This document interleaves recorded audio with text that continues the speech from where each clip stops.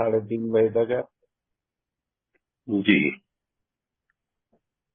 नमस्कार दोस्तों, मेरा नाम सुनील है, मैं एक शराबी हूँ।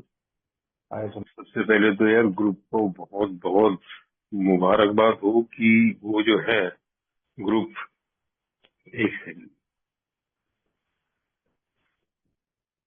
एक सॉरी बीच में कॉल आ रही थी। सबसे मुबारकबाद इसलिए कि यार ये ट्रेडिशंस और कॉन्सेप्ट्स पे जो हम लोगों की मीटिंग हो रही है, एक बहुत बड़ी अचीवमेंट है और इसे कंटिन्यू रखा जाए। बाकी ये बहुत अच्छा लगता है, मुझे मौका दिया है इसके लिए बहुत बहुत धन्यवाद ग्रुप को कि ट्रेडिशन एट पे मैं शेयर करूं। और सब शुरुआत करने से पहले सबसे ज्यादा तो मुबारकबाद जो है वो गौरव भाई को दूंगा 7 दिन कंप्लीट करने की। बहुत ज्यादा महत्वपूर्ण है यार, ये 7 दिन हमारे जितने भी मेंबर जुड़े हैं उसके अंदर से 7 दिन पूरे आपने करे हैं, तो बाकी एक अचीवमेंट है यार। इसके लिए बहुत बहुत बधाई आपको। इसी तरह एक दिन के हिसाब से आप कंटिन्यू करते रहिए और जो हम सबको मिला है वो आपको भी निश्चित रूप से मिलेगा। आज का मेरा टॉपिक है 8th एडिशन, जो कहता है alcoholic anonymous should remain always remain non professional but our service centres में एम्प्लॉय स्पेशल वर्कर्स। अब एक तरफ ये बात कर रहा है कि यार नॉन प्रोफेशनल की, दूसरी तरफ एम्प्लॉय की बात कर रहा है, तो ये थोड़ा सा विरोधाभास हो जाता है। और जब ये समस्या आती है, पैसे के लेन देन की बात आती है, क्योंकि हम तो एक किट्टी को ही मानते हैं 7th एडिशन के अंदर, भाई वहीं पर बस है जो पैसा और स्पिरिचुअलिटी मिलते हैं। बाकी हमारा सारा स्पिरिचुअल प्रोग्राम है, इसमें पैसे वैसे की बात मत करो। और जब भी कोई पैसे का उठता है पॉइंट, तो एकदम से उंगलियां उठनी शुरू हो जाती हैं एक दूसरे के ऊपर, मेंबर्स के ऊपर, ग्रुप के ऊपर, और आवाजें उठती हैं कि भाई यहाँ पर क्या प्रोफेशनलिज्म, पैसे का लेन देन नहीं होना चाहिए। शुरू करने से पहले यार मैं अपने 12th स्टेप पे जाता हूँ। जब मैंने 12वां कदम करा, तो 12वां कदम कहता है having at a spiritual awakening as a result of this steps we try to carry this message to other alcoholics. इन कदमों के फलस्वरूप जो आध्यात्मिक जागरण प्राप्त हुआ, उसके द्वारा इस संदेश को दूसरे शराबियों तक पहुंचाना। तो ये कौन से संदेश की बात कर रहा है और किससे उम्मीद कर रहा है?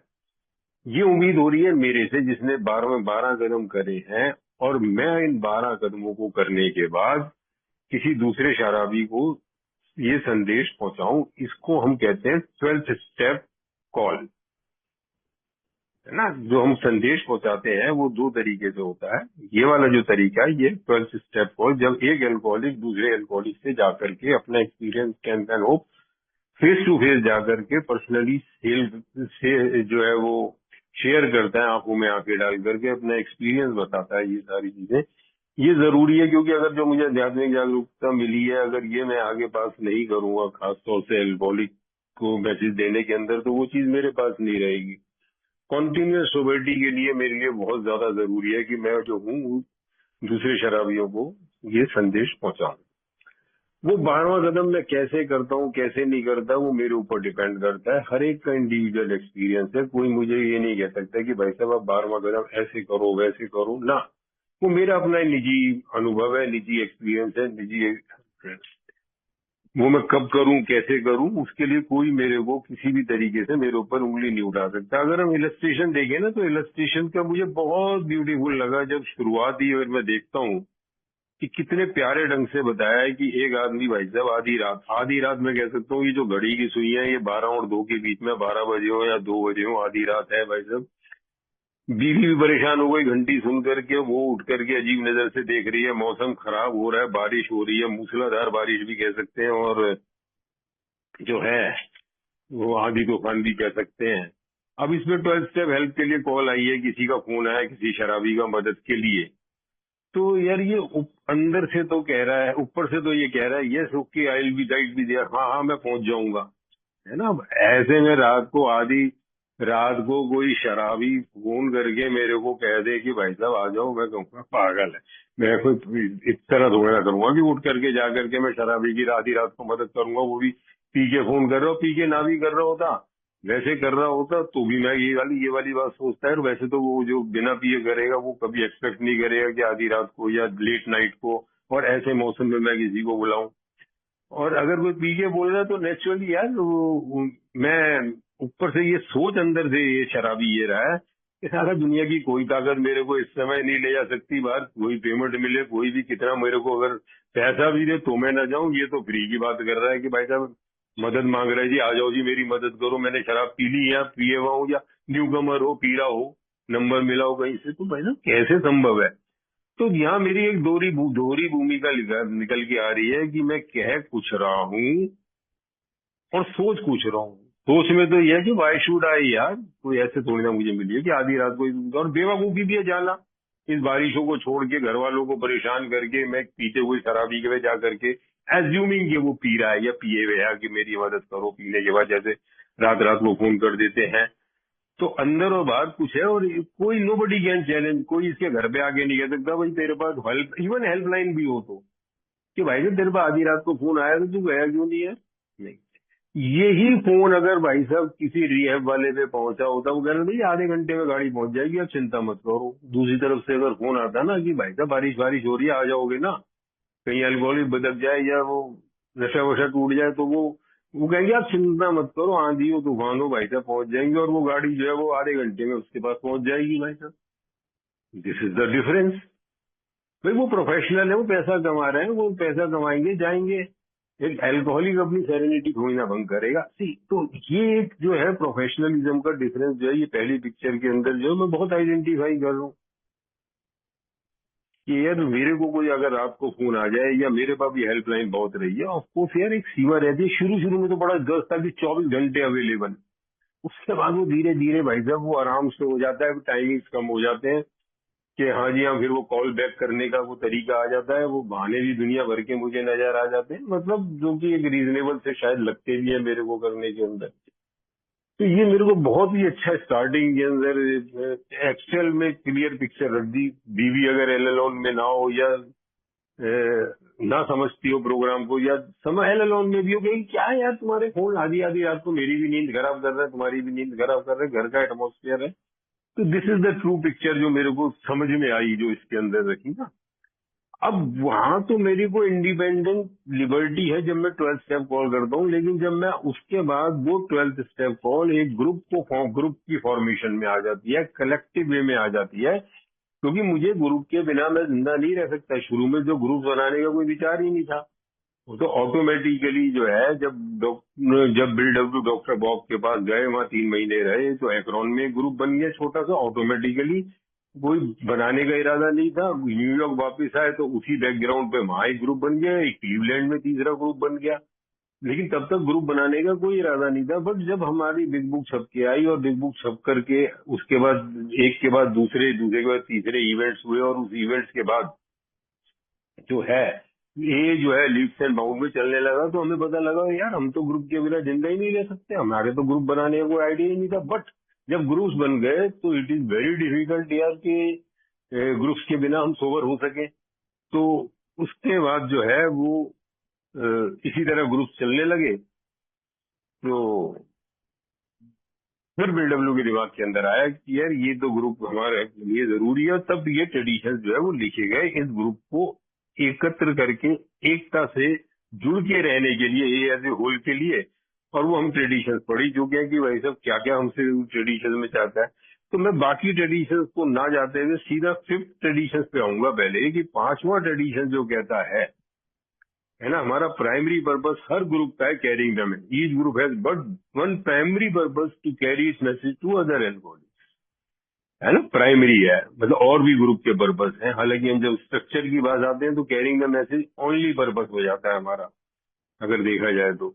पर हम ट्रेडिशंस में हैं तो प्राइमरी पर्पस ग्रुप का हो जाता है carrying the message to other alcoholics. अब वो जो हम कैरी करेंगे इकट्ठा जाके अदर के एल्कोहलिक्स को, तो वो जनरली जो है उसमें दोनों तरह की फॉर्म रहती है, 12 स्टेप कॉल और पीआई वर्क मैरिज, वो message to the alcoholic and message for the alcoholic. जब हम मैसेज टू द एल्कोहलिक करते हैं तो हम डायरेक्ट जाकर के एल्कोहलिक से बात करते हैं। मैं अपना इंडिविजुअल खर्चा भी आने जाने में कर देता हूँ, और वो कॉल मैं इस मारे कर रहा हूँ कि अपने आप को सोबर रखने के लिए। वैसे मैं एहसान नहीं कर रहा दूसरे आदमी के ऊपर, और फ्री में करता हूँ क्योंकि freely I have received. This is the concept कि भाई freely I have received, freely I have to give. क्योंकि आज तक हिस्ट्री के अंदर किसी ने भी पेमेंट करके सॉवर्टी नहीं पाई। मैंने डॉक्टरों को पेमेंट कर दिया, मैंने साइकेट्रिस्ट को पेमेंट कर दिया, मैंने जीएफ को पेमेंट कर दिया, मैंने जंतर मंतर संतर पे खर्चा कर दिया, क्या क्या नहीं कर दिया मैंने शराब छोड़ने के लिए, लेकिन वो पैसे से कोई भी सोवर नहीं हो पाया। आज तक मैं नहीं हो पाया और किसी अल्कोहलिक को भी नहीं देखा कि पैसे से सोवर हो पाया हो। अल्टीमेटली जो है वो एक one alcoholic talking to other, the core of our programme, उसी पे जाकर के जो है वो हम सोवर होते हैं। तो इसलिए पैसे का कोई संबंध ही नहीं आता यहाँ पर आकर के। बट क्या मेरे को वहां पर जाने के अंदर जो खर्चा करना पड़ता है, क्या उसमें पैसा नहीं लगता? लेकिन वो मैं पैसा अपने पॉकेट से लगाऊंगा, वहीं से दूसरे से क्यों लूंगा? बट यहाँ आ रही है ए की बात। तो ए के अंदर जो जो चीजें उस पीआई वर्क के लिए या 12th स्टेप कमेटी है कोई, उसको पूरा करने के लिए, उस 12th स्टेप कॉल को पूरा करने के लिए अगर पैसा लगता है, तो क्या वो प्रोफेशनलिज्म है? क्योंकि 5वें कदम के अंदर जाकर के जब कैरिंग का मैसेज हो गया, 6ठे में आके वो ये भी कह देता है कि भाई साहब कोई एफिलिएशन नहीं होना चाहिए, है ना। पैसा ज्यादा तो प्रतिष्ठा की समस्या हमें अपने मूल उद्देश्य से ना भटका दे। वहां पर ये वाली बात आ जाती है कि बाहर से कोई हेल्प नहीं लेनी, किसी से जुड़ना नहीं, किसी ऑर्गेनाइजेशन नहीं, हमें जो है खुद ही सारा काम करना। तो भैया पैसा कहाँ से आएगा? Self supporting. 7th में आगे आ गया, सेल्फ सपोर्टिंग के अंदर आएगा पैसा। तो सेल्फ सपोर्टिंग भी होना है, पैसा भी हमारे को कम कम कम है हमारे पास। अंदर से हम एल्कोहलिक जो पहले टूटे हुए आए हैं, एल्कोहलिक और सेल्फ सपोर्ट, ये भी बहुत ही अपने आप में विरोधाभास है। लेकिन हमने देखा यार चलता है, वो हमारे को ट्रेडिशन मिला। तो रॉकफेलर की बदौलत, थैंक्स टू हिम, तो हमने करना भी अपने आप है। तो हम उसके अंदर पैसे के अंदर बहुत ज्यादा विरोधाभास आ जाता है कि भैया पैसा नहीं, जहाँ पैसा इन्वॉल्व हो जाता है ये में पैसा इन्वॉल्व नहीं होगा, ऐसी हमारी मानसिकता हो जाती है। लेकिन वो जो 5वें कदम के अंदर मैंने करना है, उस मेरी मैसेज को कैरी करना है, वो मैसेज पहुंचेगा कैसे? मैं जब आया हूँ तो मेरे पास न्यूज़पेपर के अंदर कटिंग से मैं आया था, एक देखी थी कि रिकवरी फ्रॉम एल्कोहलिज्म, इस जगह आप मीटिंग होती है। अब वो न्यूज़पेपर में कैसे पैसा गया? वो आर्टिकल छपा होगा या वो जो डेली में क्लासिफाइड एड में था वो छपता था, कोई वहां गया होगा दे करके, टाइपराइटर से उन्होंने मेंबर ने टाइप भी कराया होगा, वो लेटर भी वहां पर दे के आया होगा, जाने आने में किराया भी कराया होगा, डेली उनको जाना आना पड़ता था। फिर मैं मीटिंग आया तो मुझे मीटिंग कार्ड मिला, मैंने बैनर रखे हुए देखे, मैंने जो है वो किताबें रखी हुई देखी। ये सारी चीजें, चाय वाय, ये सारी चीजों के अंदर जो है वो भाई साहब खर्चा तो होता ही है ना। जिससे very very very vast organisation, अगर हम स्ट्रक्चर के पॉइंट ऑफ व्यू से देखें, बहुत लंबा काम होता है ये नीचे से ऊपर तक। और ये सारा काम क्या हो रहा है? ये मैसेज पहुंचाने के लिए हो रहा है। जब मैं स्ट्रक्चर की बात करता हूँ, ग्रुप की बात करता हूँ, इंटर ग्रुप की बात करता हूँ, और आगे कॉन्फ्रेंस की और जीएसओ की बात करता हूँ, तो नीचे से ऊपर तक हम देखेंगे कि कितना काम होता है। अब उस काम को करने के लिए पैसे की जरूरत होती है, पैसे की इन्वॉल्वमेंट होती है, वॉलंटियर्स की इन्वॉल्वमेंट होती है। और जब मैं ए वॉलंटियर को देखता हूँ कि पैसा कमाते हुए, पैसा लेते हुए किसी भी रूप के अंदर, उस 12 स्टेप कॉल को पूरा करने के लिए, चाहे मैं किसी इंटर ग्रुप में सर्विस करने लग जाऊं, चाहे मैं किसी ऊपर जाकर के जीएसओ के बोर्ड में जाकर के ऑफिस के अंदर जाके कोई सर्विस करने लग जाता हूँ, या मैं कोई और ऐसा कार्य करता हूँ जिससे कि वो 12 स्टेप संभव होती है, तो किसी न किसी रूप पे उंगलियां उठनी शुरू हो जाती हैं। लोगों की अलग अलग विचारधाराएं जो है उसके अंदर आनी शुरू हो जाती है कि भाई कैसे करा जाए। तो 7th एडिशन के अंदर आकर के मेरे को सेल्फ सपोर्ट हो गया, और 8th में वो और ज्यादा आपको कर देता है भाई साहब, फिर से अगवा कर रहा है कि भैया नॉन प्रोफेशनल लेगा, ये पैसे वैसे का चक्कर मत डाल देना, ये में अपनी सोवर्टी खराब हो जाएगी। लेकिन आप सर्विस सेंटर्स क्रिएट कर सकते हो, है ना, उस काम के लिए। तो यहाँ पर आकर के एक विरोधाभास, जो पहले बार जो बीडब्ल्यू ने, जो इसके बाद नेक्स्ट पिक्चर दी है, उसके अंदर बीडब्ल्यू ने बिल्कुल बताया कि अगर एक ए मेंबर अगर भाई साहब अपने घर के आगे बोर्ड लगा लेगा ना कि ये 1 घंटे के इतने चार्जेस हैं और 500 रुपए घंटा, आप मेरे से काउंसलिंग करो, ना तो वहाँ कोई काउंसलिंग के लिए आएगा, और अगर काउंसलिंग के लिए आ भी गया या वहां जाके बात भी करने लगा, तो वो चीज पास नहीं हो पाएगी जब तक वो पैसे का बैरियर रहेगा।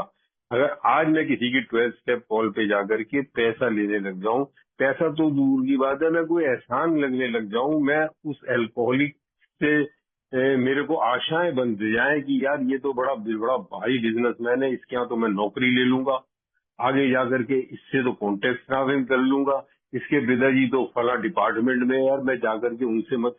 ये धारणा भी अगर मेरे अंदर आ गई भाई साहब, तो मेरे को जो चीज मिली है पीछे से फ्री में आगे नहीं दे सकता, it won't be effective at all. क्योंकि कहीं ना कहीं मेरे दिमाग के अंदर देने की बजाय कुछ लेना आ रहा होगा, और जब वो मेरे अंदर देने की बजाय लेना आना शुरू हो जाएगा, तो भाई साहब वो चीज पास इट ऑन नहीं होगा, वो 12 स्टेप कॉल जो है इफेक्टिव नहीं होगी। और बीडब्ल्यू ने अपना एग्जांपल दिया है, जब वो टाउन हॉस्पिटल में चार्ली से मिले, तो चार्ली ने उन्हें ऑफर दिया, यार दुनिया कमा रही है चारों तरफ, कोई प्रोफेशनलिज्म कर रहा है, कोई काउंसलिंग बन रहा है, कोई रिहैब खोल रहा है, कोई किसी तरह कर रहे हो, और तुम सबसे ज्यादा दिन रात मेहनत कर रहे हो, रोटी खाना तुम्हारे को नसीब नहीं हो रहा, मुश्किल से तुम्हारा घर का खर्चा चल रहा है, तो क्यों ना तुम पैसा कमाओ यार, आओ मेरे संग ऑफिस में काम करो, यहाँ तुम अपने काउंसलिंग शुरू कर दो, मैं तुम्हारे को मंथली भी दूंगा, एक अच्छा प्रॉफिट के अंदर भी हाथ दूंगा। और बीडब्ल्यू की उस समय जो हालत थी, वो तो भाई साहब बाग बाग होगा इस बात के ऊपर कि यार मुझे पैसा मिल रहा है। अपने आप को वो जो है वो रैशनलाइज भी कर रहे थे, हाँ यार क्या बुराई है अगर मेहनत करके मेरे को पैसा मिलता है।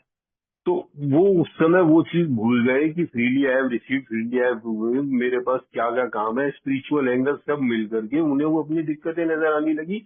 और ये नजर आने लगा कि अगर मेरी ये जो दिक्कतें हैं मेरी, अगर आर्थिक दिक्कतें खत्म हो जाएंगी तो आई कैन डू बेटर, मैं ज्यादा से ज्यादा लोगों के लिए कर पाऊंगा, है ना। तो वो बाप घर गए तो वाइफ को उन्होंने जब ये वाली बात बताई, तो वाइफ को कोई फर्क नहीं पड़ा लंबा चौड़ा कि वो खुश हो गई हो कि आप इतनी बड़ी बात करो, because she was on the programme, वो देख रही थी यार, वो भी करती आ रही थी सब कुछ। और जो एल्कोहलिक उनके घर में ठहरे हुए थे, उनको जब शाम की मीटिंग के अंदर बिल डब्ल्यू ने बताया कि इतना इतना ऑफर मिल गया है, तो वो जो बेचारे एल्कोहलिक हार्डली सोबर हो रहे थे, वहीं खाना खा रहे थे, वो कर रहे थे, उनके बीच चेहरे जो उतर गए ये बात सुन के। वहां उनकी ग्रुप कॉन्शियस आई, वहां किसी ने डरते हुए कहा कि बिल ये जो तुम काम कर रहे हो ये गलत नहीं है, freely we have receive, freely we have to give this. और संघ में जो है वो बिल डब्ल्यू को ये भी उन्होंने कहा कि बिल यू हमेशा तुम ही कहते थे good is the enemy of the best, ठीक है तुम इसको उससे कॉम्प्रोमाइज करके जो है अपना खर्चा भी चला लोगे, हम भी देख रहे हैं तुम्हारी इतनी बुरी हालत हो रही है, लेकिन क्या कोई जो बेस्ट होने जा रहा है एल्कोहलिक एनोनिमस का, यानी उस समय तो एल्कोहलिक एनोनिमस की बात अगर दूसरे ने देखे तो शायद तब तक नाम भी डेवलप नहीं हुआ था, कुछ नहीं हुआ था, तो ये क्या सही रहेगा। एंड बिल डब्ल्यू ने वहां पर आकर के जो है वो ग्रुप कॉन्शियस निकली, एक बोला, दूसरा बोला, तीसरा बोला, तो सेकंड ट्रेडिशन हमारा शायद वहीं से अगर उसका बेस देखा जाए, तो बिल डब्ल्यू को समझ में आ गया यस यार, freely we have receive, freely have to give, मैं पैसा लेके वो काम नहीं कर सकता। तो यहाँ बिल डब्ल्यू ने पहले उसके अंदर जो है वो अपना एग्जाम्पल दे दिया। बट क्या ये और काम करने के लिए अब जो हम आगे बढ़ेंगे, तो उसके लिए जो पैसा लगेगा काम धंधे के लिए करने के लिए, जैसे मैं इसमें एक एग्जांपल देता हूँ, हमारा ग्रुप जो था वो एक बार हमने ये फैसला किया कि हम 12 ट्रेडिशन से एक मेंबर से करवाएंगे। और वो मेंबर जो है बहुत दूर रहते थे, से दिल्ली से एनसीआर में रहते थे, जिनको पता हो दिल्ली से गुड़गांव रहते थे, मतलब वो काफी डिस्टेंस था एंड काफी एजेड थे, एक्सपीरियंस थे। और उन्होंने ये वाली बात कही कि देखो मेरे लिए जो है बहुत मुश्किल है इतनी दूर जाना, और उस समय तो कोई मेट्रो शेट्रो भी नहीं हुआ करती थी, और कैब सिस्टम भी नहीं होते थे, टैक्सी हायर होती थी, और एक तरफ के 300 रुपए के करीब लगते थे एंड 600 रुपए जो है हमने कहा कि विल पे फॉर यू, है ना। तो हमने उनको आने जाने का 600 रुपए किराया जो है वो लिफाफे में दे दिया करते थे, और हर विजिट के अंदर जितने भी वो हफ्ते में एक बार आते थे, एंड ग्रेटफुल टू हिम यार वेरी। धीरे धीरे धीरे धीरे ग्रुप के अंदर जब ट्रेजरर का खर्चा आया, और उसमें 600 रुपए जो आया, शुरू में तो बात किसी ने इतनी नहीं उबारी, फिर किसी मेंबर ने किया ये तो 12 स्टेप कॉल के लिए पैसे लेना है, ऑफकोर्स ग्रुप के अंदर भी कोई स्पीकर आ रहा है, that is a collective 12 step call, उसको 12 स्टेप कॉल में भी गिना जाता है। तो ये तो पैसा चार्ज कर रहे हैं जी उसके लिए। वो एक ग्रुप से दूसरे ग्रुप, दूसरे ग्रुप से तीसरे ग्रुप, इंटर ग्रुप, सब जगह ये वाली बात हो गई कि that person is making money out of a तो क्या वो व्यक्ति ए से पैसा कमा रहा था? नहीं, not at all. He was not charging for a speaker meeting. He was not charging for that 12th step call. वो जो चार्ज कर रहा था वो अपने आने जाने का उस 12th स्टेप कॉल को बनाने के लिए, इजाद करने के लिए, पूरा करने के लिए वो पैसा दिया जा रहा था इसके ऊपर. तो it was not a 12th step call. लेकिन मेंबर्स ने ये नहीं देखा कि एक इतना एजेड व्यक्ति तुम्हारे को कितनी इंफॉर्मेशन, कितना एक्सपीरियंस इम्पार्ट कर रहा है अबाउट ट्रेडिशन. और ये तो उस समय की बात है जब शायद लोगों मेंबर्स का ट्रेडिशन वगैरह और बिग बुक रीडिंग के अंदर इतना रुझान नहीं था, या उसे नहीं पढ़ते थे. एंड वो मेंबर को 7 से 8:30 की मीटिंग के लिए 6 बजे वहां से चढ़नी पड़ती थी. तब वो ग्रुप में आता था और रात को 8:30 बजे टैक्सी लेके 9 बजे लेके 11-12 बजे वो मेंबर अपने घर पहुंचता था, जितने बजे भी पहुंचता होगा. तो मतलब ये जो है, और उसके लिए जो है उस पर ब्लेम शुरू कर दिया कि भाई साहब यू आर चार्जिंग फॉर. तो ऐसा एग्जाम्पल मेरे को याद आता है. फिर धीरे धीरे धीरे उन्हीं मेंबर ने समझाया कि this is not the way. ये जो पैसा आप मुझे दे रहे हो, बाकायदा ग्रेटनेस है उनकी यार, उन्होंने इसका विरोध नहीं किया. उन्होंने हमें डिफरेंस बताया कि 12th स्टेप कॉल क्या है और उसको पूरा करने के लिए जो सपोर्ट चाहिए उसमें क्या डिफरेंस है. तो ये जो मेरे को एग्जाम्पल याद आया अभी, और इससे बिल्कुल सीधा सीधा मेरे को पता लग जाता है कि भाई ये 12th step call, proper 12th step, और उसको पूरा करने के लिए जो हम पैसा खर्च करते हैं, चाहे वो इंडिविजुअल का खर्चा हो, चाहे वो ग्रुप उसे प्रोवाइड करे, या फैसिलिटीज जो है वो किसी और कमेटी से मिले, या हमारा स्ट्रक्चर में कोई इस तरह का खर्चा अलॉट कर दिया जाए, वो सारा का सारा हम जो है उसे प्रोफेशनलिज्म या मनी मेकिंग नहीं कह सकते मेंबर की. फिर क्या हम जो है इस तरह से आगे बढ़ करके जो हमें आगे, जब हम इंटर ग्रुप लेवल पे आ जाते हैं, चलो ग्रुप लेवल पे तो सर्विस के लिए वॉलंटियर्स होते हैं, और उस वॉलंटियर का भी क्या होता है कि भाई साहब आज चेयरपर्सन ले लिया, आज मैंने ट्रेजरर बन गया, आज मैं जो है वो लिटरेचर सेक्रेटरी बन गया, मैं ग्रुप में आ रहा हूँ नहीं आ रहा हूँ, आज जी वो ट्रेजरर नहीं आया, आज जो है वो आपका जो है चेयरपर्सन नहीं आया है, लिटरेचर सेक्रेटरी 3 महीने हो गए, 3 महीने हो जाएंगे यार, उसकी तो शक्ल ही नहीं देखी, लिटरेचर भी वहां से नहीं मंगाया. अब ये जो 5-6 मेंबर्स हैं, इनका क्या कर सकते हैं? जो अपनी ड्यूटीज लेके अगर नहीं आ रहे तो यू कांट डू, उनको चार्ज नहीं कर सकते, उनको अकाउंटेबल नहीं बना सकते, उनको पनिश नहीं कर सकते, because it is voluntary service. यार सबका काम है, सबको फ्रीडम है करने ना करने की. You can't. चलो ग्रुप लेवल पे तो इट इज वेरी इजी यार कि हम लोग जो है आपस में एक दूसरे की मदद करके जो है उन सर्विसेज को पूरा कर लेते हैं. बट व्हाट अबाउट इससे थोड़ा सा ऊपर जाके कि हम इंटर ग्रुप पे आ गए. हालांकि ग्रुप लेवल पे भी ये चीजें बहुत ज्यादा इफेक्ट करती हैं, और अंदर से कई बार गुस्सा भी आता है कि क्यों नहीं अपनी रिस्पॉन्सिबिलिटीज मेंबर निभाते, क्यों कमिटमेंट पूरी नहीं करते, उनकी वजह से कितनी डिस्टर्बेंस आती है पूरे ग्रुप के अंदर ना. तो ये जो चीज है, but you can't do anything यार, सबको पूरी फ्रीडम है और सारा प्रोग्राम सजेस्टेड है. अकाउंटेबल नहीं बनाया जा सकता उनको फॉर देयर दीज डीड्स ना.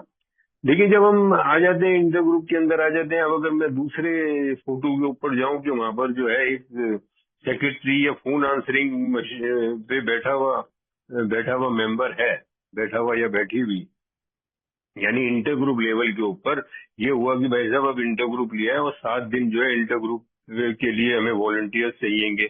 फॉरेन वॉलंटियर्स के नाम आ गया, भाई साहब सोमवार को मैं करूंगा, मंगल को मैं करूंगा, बुध को करूंगा. इस तरह 7 वॉलंटियर्स आ गए. पता लगा कि एक आदमी देर से खोल रहा है ऑफिस, एक आदमी आया नहीं आज, उसके घर के अंदर कोई प्रॉब्लम हो गई, तीसरे ने शराब पी ली, चौथे ने जो है कभी कोई कर रहा है, कोई आ रहा है, कोई नहीं आ रहा, कोई जल्दी बंद करके जा रहा है. तो ये सारी चीजें जो हमारे कॉन्टिन्यूस चलती रहती है, इससे क्या होगा यार, ये तो बहुत बड़ी दिक्कत और परेशानी वाली बात हो जाती है. तो अगर ऑफिस टाइम से नहीं खुले, या किसी को सेक्रेटरी को तुमने फोन के लिए रखा हुआ है या स्वीपर के लिए रखा हुआ है, अगर वॉलंटियर ये काम कर रहे हैं तो नहीं करें, तो ये पॉसिबल नहीं हो पाता लंबे टाइम तक. ये हमने करके देखा इंटर ग्रुप के लेवल के ऊपर. वॉलंटियर बहुत जल्दी जब इंटर ग्रुप की मीटिंग होती है तो जोश में हाथ खड़ा हो जाता है कि जी मैं ये कर लूंगा, मैं ये कर लूंगा. लेकिन ऐसा पॉसिबल होता नहीं है लॉन्ग रन के अंदर अगर मैं देखूं तो उसके लिए बढ़ गया कि यार क्यों ना एक पेड वर्कर रख लो. अब पेड वर्कर रख लोगे तो यार बढ़िया रहेगा ना ये. तो कह भी सकते हो भाई साहब आपकी ड्यूटी है, आपको आना पड़ेगा, नहीं तो तनख्वाह कटेगी, नहीं तो नौकरी चली जाएगी आपकी। फिर ये हुआ कि यार अगर पेड वर्कर हम रख रहे हैं बाहर के आदमी को, तो इसकी जगह क्यों ना हम अपने अंदर एक अल्कोहलिक को रख लें। अब सवाल इस बात का होता है कि पेड वर्कर अगर हम अल्कोहलिक को पैसे देंगे, और अल्कोहल जनरली शुरू के अंदर देखा जाए तो शुरू के 1-2 साल में दिक्कत होती है पैसे की। अगर वो मेंबर सही है, हमें उसकी सोवर्टी, हालांकि किसी की सोवर्टी की वो गारंटी नहीं ली जाती, बट अगर उसकी जो मोटिव और इंटेंशन अच्छी लग रही है, ही वांट टू सर्व, और उसको 2 पैसे भी मिल जाएंगे, और वो ही विल वर्क बेटर, क्योंकि उसे ए के बारे में पता है। सेम ड्यूटी के लिए उतने नंबर ऑफ आवर्स के लिए अगर मैं किसी बाहर वाले को पैसे दे रहा हूँ इक्वल टैलेंट के लिए, इक्वल काम के लिए, अगर वही मैं ए वाले को देता हूँ तो मुझे उसके मुकाबले ज्यादा बेनिफिट होगा, क्योंकि ए वाला ए वाले को जानता है। वो ना केवल काम को बहुत अच्छी तरह से करेगा, बल्कि और 4 बातें बता सकता है, एल्कोहलिक को इंफॉर्मेशन दे सकता है, जो कि एक बाहर वाला नॉन एल्कोहलिक नहीं दे सकता। वो तो हाँ या ना में उत्तर दे देगा, जो रटे रटाए क्वेश्चन है उसका आंसर दे देगा। बट एक एल्कोहलिक कैन सर्व बेटर, उसको एकदम से खुशी हो जाएगी फोन के ऊपर इंफॉर्मेशन शेयर करने के अंदर, या उस तरह की चीजें करने के अंदर, कि भाई वो हेल्प करने के अंदर उसके 1 पर 2 काज हो रहा है, और हमें भी बेनिफिट जो है उससे डबल हो रहा है। लेकिन द मोमेंट हम किसी उसको रखते हैं, एम्प्लॉय को किसी ए वाले को रख देते हैं और सेम अमाउंट देते हैं, तो फिर आवाज उठ जाती है, तो फिर बंदा पैसे से पैसा कमा रहा है ए से, he is making money out of A. या फिर हम उसको उतना पैसा जो डिजर्व करता है उतना नहीं देते, यार इसे क्या किराया भाड़ा दे दो ना, बैठने की जगह दे रहे हैं, सोवर्टी की गारंटी दे रहे हैं इसको, तो इसको इतने पैसे का क्या करना है, ये तो बिगड़ जाएगा। या उसको वो फैसिलिटी नहीं देते जो बाहर वाले को दे रहे हैं, भाई वो छुट्टी भी ले रहा है, फेस्टिवल्स पे नहीं आ रहा, बीमारी शिमारी के अंदर उसे दिक्कत होती है, कभी एडवांस भी मांग लेता है वो हमसे। तो जब ए मेंबर को ये सब चीजें बेनिफिट करने की बात होती है तो फिर हम पीछे हट जाते हैं यार। तो दिस इज द पॉइंट कि ये तो सिर्फ एक इंटर ग्रुप की बात है। यहाँ तो चलो हम ये बात करते हैं कि भाई फिर भी संभाला जा सकता है, लेकिन अगर हम मैनेजर को मैनेजर की तरह, अच्छा सबसे बड़ी बात है फिर रख भी लेते हैं हम ए का मेंबर, तो हम उसे ए मेंबर ट्रीट ना करके एक सर्वेंट की तरह ट्रीट करना शुरू कर देते हैं। सर्वेंट इन द सेंस कि जो प्रोटोकॉल और जो इज्जत उसे बाहर वाले को हम देंगे वो ना दे करके हमें वो बिल्कुल ऐसा लग सकता है जैसे वो हमारा एम्प्लॉई है, और हम उसको जो है इक्वल ए वाली नजर से शायद नहीं देखते, है ना। तो ये डिफरेंस मैंने देखा है। उसके बाद चलो ये तो इंटर ग्रुप का लेवल है जहाँ बहुत छोटे लेवल पे काम होता है, फिर भी बहुत काम होता है। इससे हम अगर बड़े लेवल पे आ जाए, स्ट्रक्चर लेवल पे आ जाए, जो अगली फोटो दिख रहा है कि वो फाइलें लगी हुई है भाई साहब, जीएसओ का जो काम होता है, जो ऑफिस का काम होता है, कोई कम काम होता है वहां पर। लिटरेचर डिस्पैच का काम होता है, फोन आंसरिंग का काम होता है, ग्रुप्स की इंफॉर्मेशन उनको देने का होता है, कॉन्फ्रेंस का काम होता है, उनके फाइलिंग होती है सारी की सारी। उसके बाद ग्रेप बाइन या इंडिया में 12 स्टेप मैगजीन कर लो, उसका अलग काम होता है। तो वहां तो वो एक बिल्कुल एक जैसे कोई बहुत बड़ी नेशनल मल्टीनेशनल कंपनी का ऑफिस चलता है उस तरह की जरूरत होती है। वहां तो हायर सैलरी वाले स्टाफ भी होते हैं, कोई मैनेजर चाहिए, कोई सीए कंसल्टेंट चाहिए हमारे को, कोई और पोस्ट ऐसी चाहिए, कोई एक्सपर्ट चाहिए। तो ये सारे के सारे जब हम बाहर से एम्प्लॉय करते हैं और अच्छी अच्छी सैलरी होती है, तो वहां भी यही बात हो जाती है कि यार अगर सेम कैटेगरी का, हमारे ए में कोई कमी थोड़ी ना है, आपको सीए हमारे मिल जाएंगे, ऑफिस मैनेजर्स बढ़िया वाले हमारे मिल जाएंगे, जीएम लेवल के लिए काम करने वाले टाइपिस्ट बढ़िया मिल जाएंगे, कंप्यूटर ऑपरेटर्स, मतलब इंटरनेट वगैरह जितनी भी जो मॉडर्न फैसिलिटीज इनको चलाने के लिए सारा टैलेंट आपको ए में मिल जाएगा, और बहुत बेहतर। लेकिन जब बात आती है कि वो जी बाहर वाली बात आ जाती है कि पेमेंट वाली बात, तो बाहर के एम्प्लॉय को तो हम सब कुछ देने को तैयार हो जाते हैं उसी की टर्म्स एंड कंडीशन पे। लेकिन जब बात आती है ए के अंदर की, वहां से कोई रख दिया जाता है तो बड़ी भाई साहब जलन भी होती है, कुड़न भी होती है, क्यों पैसा दे रहे हैं इसको। वहां वो हमें लगने लगता है बेकिंग मनी है, हम चाहते हैं उसे पैसा दूसरे के मुकाबले कम दें, उसे फैसिलिटीज दूसरे के द्वारा कम दें, है ना। हमारे अंदर बहुत सारी जो है वो एक एक ये जो एक प्रोफेशनलिज्म, पैसा, ऐसी ऐसी बातें उठा करके हम जो आते हैं। क्या ये पॉसिबल है ये काम बिना पैसे के करना? क्या ये सिर्फ वॉलंटियर्स कर सकते हैं, फुल टाइम कर सकते हैं? और अगर वॉलंटियर्स करेंगे तो are they accountable? No, not at all. अगर उन्हें अकाउंटेबल बनाना है और ए मेंबर से वो काम करना है तो we have to pay him fully. At par at least with the outsider, जबकि एट पार हम उसको दे रहे हैं सेम टैलेंट्स के लिए, सेम कैपेबिलिटी के लिए, और वर्क जो दे रहे हैं बीइंग एन ए मेंबर, हमें जो उससे और भी बहुत सारी क्वालिटीज मिलेंगी वो वाकई शायद लाजवाब होती है। ये एक्सपीरियंस जो है वो सभी लोगों ने देखा है, और जो इन्वॉल्व हुए स्ट्रक्चर में वो देख रहे हैं, और छोटे लेवल पे भी इस बात को देख सकते हैं कि वाकई जब ये मेंबर काम करता है तो उसके अंदर अलग ही एक वो चीज होती है ना। तो ये तो हो गई दोस्तों ए के अंदर की। जब हम ए के अंदर इस तरह की बातें करते हैं तो किस तरह की बातें उठ जाती हैं। अब आ जाते हैं हम ए के बाहर।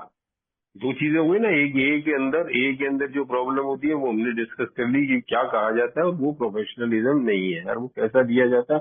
हमें इस चीज का सपोर्ट करना चाहिए, इस बात को समझना चाहिए कि क्या प्रोफेशनलिज्म है और क्या नहीं है। एक बारीक लाइन होती है इसके अंदर, लेकिन जब बाहर के दुनिया में जाते हैं तो वो बारीक लाइन जो है और भी ज्यादा शायद महीन हो जाती है। जब कोई ए मेंबर किसी आउटसाइड फील्ड के अंदर, ए रिलेटेड फील्ड में, मतलब अल्कोहलिज्म के फील्ड में या अल्कोहल रिलेटेड किसी फील्ड में काम करने जाता है, कोई एनजीओ है उसके अंदर वो बुलाते हैं ए मेंबर को, ये ज्यादा एक्सपीरियंस है, ये नशाबंदी की या नशे से संबंधित या एजुकेशन से संबंधित कोई जानकारी देने के लिए ए member can give it better, या फिर कोई रिहैब के अंदर काउंसलिंग वाली बात होती है, या कोई गवर्नमेंट ऑर्गेनाइजेशन की कोई रिसर्च और उस पर बना रही है, या कोई मेडिकल वाले कोई रिसर्च कर रहे हैं और उसके अंदर उनको पता है कि जानकारी के लिए ए मेंबर को हम एम्प्लॉय कर सकते हैं, तो वहां पर भी या तो हो जाती है कि भाई साहब वो ए मेंबर होकर के, और अगर वो तो ये भी कह देते हैं कि मेंबर भी है तो ए से सीख करके उस ज्ञान के को बाहर बांटने के पैसे ले रहा है। और वो जब वो जाते हैं तो ये आखिरी वाला जो पैराग्राफ है शायद इसके अंदर यही चीज को दर्शाने वाली बात करी गई है कि जब वो जाते हैं तो भाई साहब उनको कहा जाता है प्रोफेशनलिज्म। फिर डब्ल्यू बहुत अच्छी तरह कहते हैं कि यार दैट इज नॉट प्रोफेशनलिज्म। सवाल है कि टू कैप्स नहीं होना चाहिए वहां पर, वो एज ए मेंबर नहीं जा रहा है ना। तो दिस इज द डिफरेंस ना, कि यहाँ पर वो जब वो काम पे जाता है, वो अपनी जो सर्विसेज दे रहा है, तो he is not an a member, चाहे वो रिहैब हो चाहे वो कोई और ऑर्गेनाइजेशन हो। और जब वो ए में आता है तो वो उस ऑर्गेनाइजेशन का एम्प्लॉय नहीं है, सिर्फ उसको अपनी वो डबल आइडेंटिटी बना के रखनी पड़ेगी। एक बार में दो कैप ना पहने कि वहां पर वो जाकर के जहां वो काम पे जा रहा है या रिहैब पे जा रहा है। रिहैब को हम इस बारे ले लें कि दिस इज बहुत कॉमन, उंगलियां इस बात से ज्यादा उठती है क्योंकि बहुत सारे अल्कोहलिक जो है वो रिहैब्स के ऊपर जो है वो इन्वॉल्व होते हैं, इस वजह से शायद ज्यादा उंगलियां उठती हैं।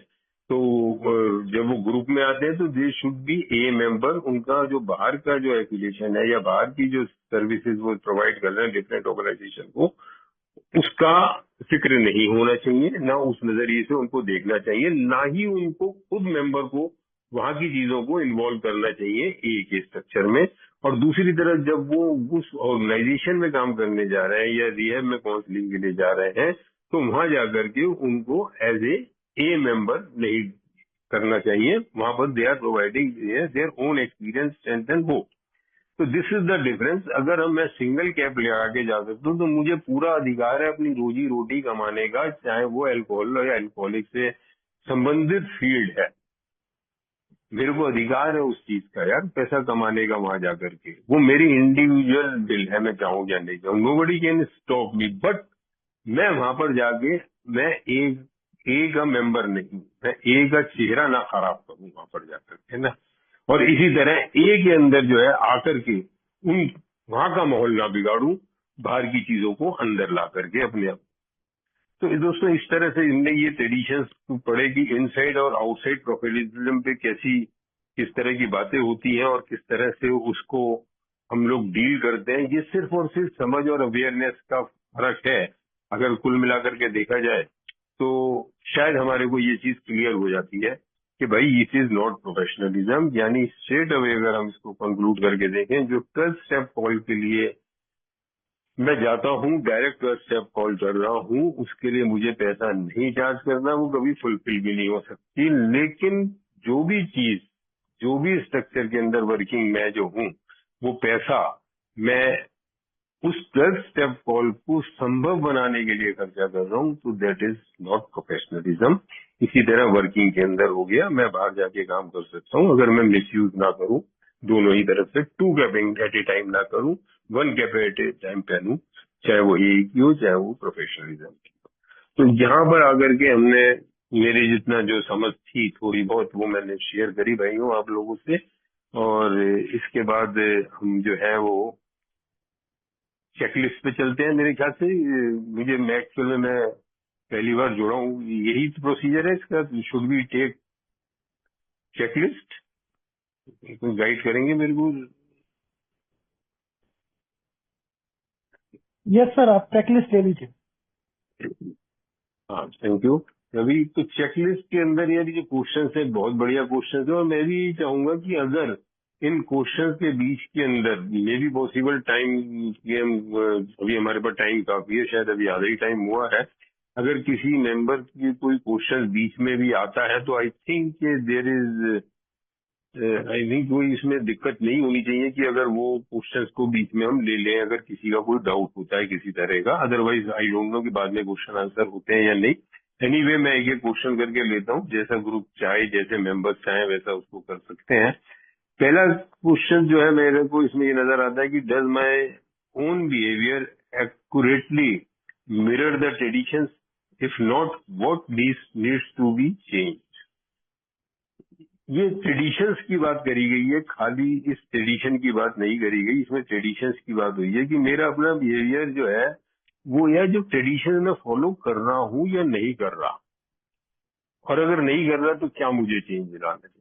अगर कुल मिलाकर के देखूं, अगर इन ट्रेडिशंस को देखूं, तो ये मैं इंडिविजुअली भी मेंबर जो हूं ना, हालांकि मुझे पूरी लिबर्टी है, लेकिन कहीं ना कहीं मैं एक का चेहरा हूं। मेरा हाव भाव, मेरा व्यक्तित्व जो भी है वो ए को रिप्रेजेंट करता है, क्योंकि इतनी उम्र तक आते आते या इतना टाइम ए में आते आते जो है ना, मेरा परिवार भी बहुत अच्छी, मेरा परिवार, मेरा समाज, मेरा वर्क प्लेस, हर जगह जो है ना, और ए में तो है ही है, सब मुझे एज ए मेंबर जानते हैं। अगर मैं इन ट्रेडिशंस का फॉलो नहीं करूंगा, देखो ट्रेडिशंस जो है मैं चाहे स्टेप्स करके बेस्ट पॉसिबल जो है अपने अंदर सेरेनिटी ले आऊं, लेकिन जब मेरे को ग्रुप्स में डील करना है, चाहे वो ए ग्रुप हो, चाहे मेरी फैमिली हो, चाहे वो मेरा समाज हो या वर्क प्लेस हो, चारों ही क्षेत्र के अंदर जब मैं डील करता हूं तो तभी डील कर पाता हूं, अगर मैं अपनी बात करूं तो, जब मैं इन ट्रेडिशंस को फॉलो करता हूं।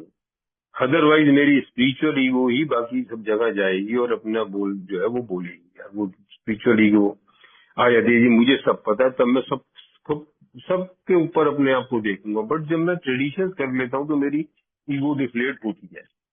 तो कुल मिलाकर के देखूं कि टाइम लगता है, टाइम टू टाइम जैसे जैसे हम ए के अंदर आगे बढ़ते हैं तब तक हमारे को ये ट्रेडिशन समझ में आते हैं। तो मेरा अगर अपना बिहेवियर देखा जाए तो I try to carry this message to in all my affairs ना, इन प्रिंसिपल्स को इन सब अफेयर्स में करने के। लेकिन बहुत जगह मैं जाकर के देखता हूँ कि जो ग्रुप के अंदर मैं कर पाता हूँ और बाहर करने की कोशिश करता हूँ, मुझे दिक्कत आती है, मुझे कई बार परेशानी भी आ जाती है, और मुझे अपना बिहेवियर का पता लग जाता है कि यार मेरे को अपने आप को चेंज करना है।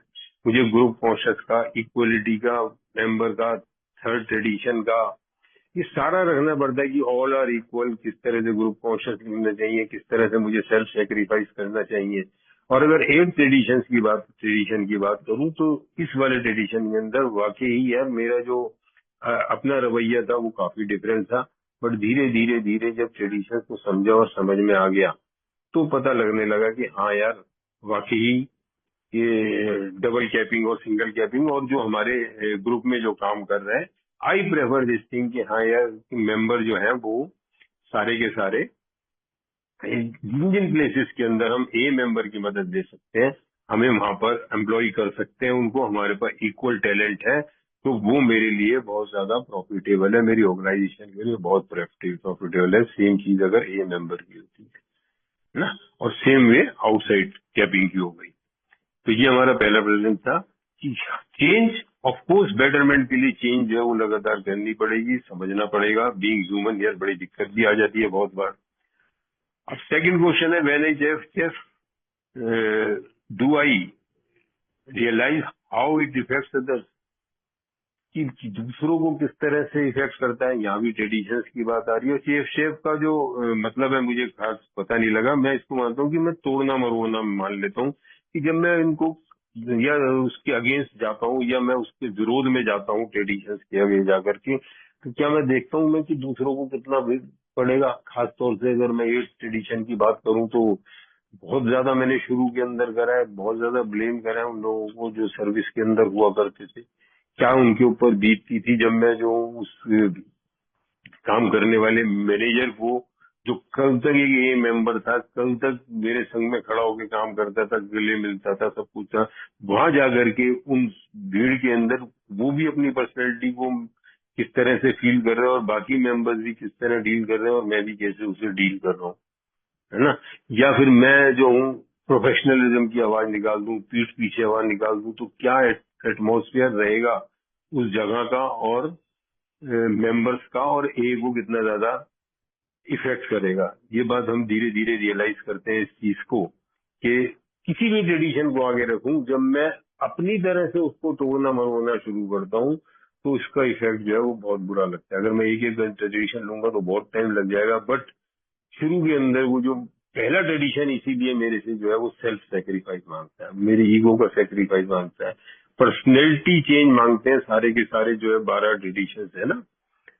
एनोनिमिटी मांगते हैं, जैसे बार में ट्रेडिशन है ना, spiritual foundation of all our tradition ever reminding us to place principles before personality की बात आती है। तो वो जो पर्सनैलिटी चेंज जो मांगता है वो मेरे से चाहता है ना, दूसरे की पर्सनैलिटी की बजाय मेरी पर्सनैलिटी की बात। जब मैं प्रिंसिपल्स को ऊपर रखूं तो जैसे जैसे मैं अपने प्रिंसिपल्स को ऊपर रखूंगा वैसे वैसे मेरी पर्सनैलिटी जो है वो नीचे की तरफ, मैं अपने आप को लेवल पे लेके आऊंगा नीचे की तरफ। इन द सेंस मेरी ईगो डिफ्लेट होगी, राइट साइज का मेरे को जो है एक मिलेगा वातावरण जिसके अंदर मैं अपने आप को एक हम्बली जो है प्लेस कर सकूं अपनी और ये दोनों की ग्रोथ के लिए। बट मुझे पता है कि आज मैं इन ट्रेडिशंस के विरुद्ध जाता हूँ, किसी भी ट्रेडिशन के विरुद्ध, तो उसका इफेक्ट ना केवल मेरे ऊपर पड़ता है, पूरे ग्रुप और एज ए होल के ऊपर पड़ता है। यार मुझे ये बात देखनी चाहिए जरा से अपने पर्पस के लिए मैं कितना बड़ा नुकसान कर रहा हूँ।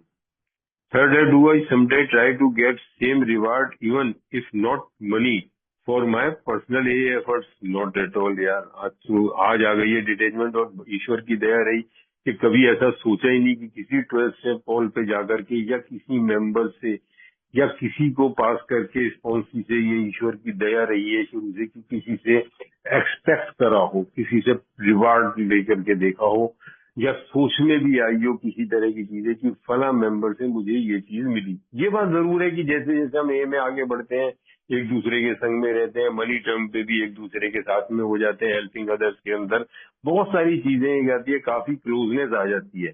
बट मोटिव मेरा ये रखना कि मैं सामने वाले की हेल्प इसलिए कर रहा हूँ कि पलट के मुझे किसी मिले, ना केवल पैसे के रूप में, जैसे इससे पहले बात हो रही थी कि भैया कोई मुझे नौकरी मिल जाए या मेरे को कोई सोर्स लग जाए या उससे मेरा ये काम निकल आएगा। और उस काम के लिए मैं दोनों ही बातें गलत है कि मैं अगर उसको जो हूँ ज्यादा जो है पीपल प्लीजिंग में आ रहा हूँ उसको, या फिर मैं उसके जो है डिफेक्ट्स उसे नहीं बता रहा या मैं ओवरलुक कर रहा हूँ। अगर मैं ऐसा करता हूँ तो वाकई ही बहुत खतरनाक है।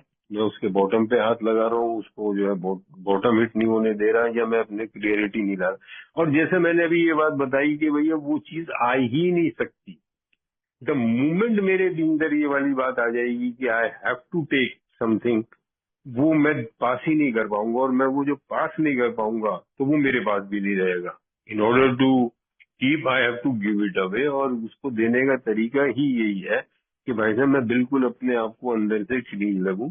और मैं इस केस के अंदर तो बिल्कुल मानता हूँ यार, शायद मेरे एम्बिशंस नहीं थे इतने ज्यादा या कुछ नहीं थे, जो भी था कि शुरू से कभी ऐसी भावना नहीं आई कि पार्ट करते हुए मुझे पलट के किसी तरह की कोई चीज मिलने की, और कभी मिलने की संभावना भी हुई है। वो बात और है कि आजकल जो हम इतने ज्यादा मिक्सअप हो चुके हैं, पर्सनल रिलेशन बढ़ जाते हैं, एक के अंदर एक इसके बाद एक ग्रुप सा बन जाता है, उसमें हम गिव एंड टेक करने वो बात अलग है। लेन देन इन द सेंस कि सिंपल एक टोकन ऑफ एडवाइस वगैरह चलता है, तो वो तो चीज जरूरी है, हो जाती है। लेकिन ऐसा नहीं है कि उसके अलावा भी पॉसिबल हो। जस्ट एक मिनट होल्ड करो।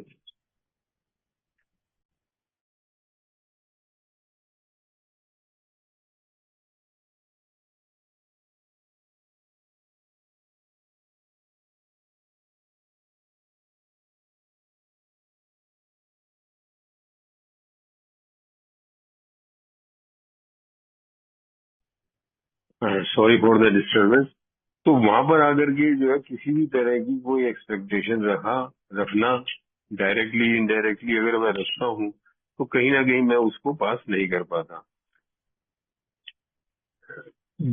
इसके बाद का जो फोर्थ क्वेश्चन है दैट इज वेरी इंपॉर्टेंट यार कि do I am N alcoholic, है ना। तो मैं अपने आप को ये लगने लग जाता है कि I am fine in every field, मुझे हर फील्ड के विषय में पता है और जब मैं जाता हूँ तो उन चीजों के आंसर देना शुरू कर देता हूँ और मुझे अच्छा भी लगता है और अंदर से ऐसे हाई मिलती है कि यार सामने वाले को ये पता लगे कि मुझे क्या क्या पता है, या उसको जो पूछना है कोई ऐसा तो चीज नहीं है भाई साहब जिसको मेरे को ना पता हो, तो मेरी कोई ईगो जो है उसमें डिफ्लेट हो जाएगी सामने वाले के आगे कि यार ये क्या कर रहा है क्या नहीं कर रहा है, सेल्फ एस्टीम को नॉलेज डिफ्लेट हो जाएगी। नहीं यार, do I sound in a like an expert on alcoholism? मतलब मैं A is not answer to even alcoholism, other problem तो बहुत दूर की बात है। हम कहीं क्लेम नहीं करते इस बात के लिए कि हमारे पास अभी एल्कोहलिज्म के सारे आंसर मिल गए हैं। सब जगह रिसर्च चल रही है बहुत जबरदस्त, अभी तो hardly we have understood anything about alcoholism. हाँ, बेस्ट पॉसिबल जो पता है वो हम पार्ट कर रहे हैं। तो कहीं भी हम किसी के पास जाते हैं, किसी डॉक्टर पे जाते हैं, अपने आप को इंट्रोड्यूस करते हैं या किसी साइकेट्रिस्ट पे जाते हैं, तो वी नेवर क्लेम कि we know more than him even.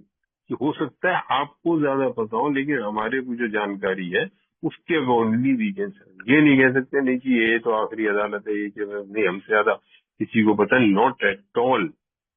कहीं भी जा करके we have to be humble, we have to part our knowledge, है ना। कहीं हमने भाषण नहीं देने, कोई हमने जो है वो जाकर के ये नहीं बताना कि हम सबसे आखिरी अदालत जैसे हम ये को कह देते हैं अबाउट एल्कोहलिज्म। नो यार, we have learn, we are learning and we will be learning throughout our life.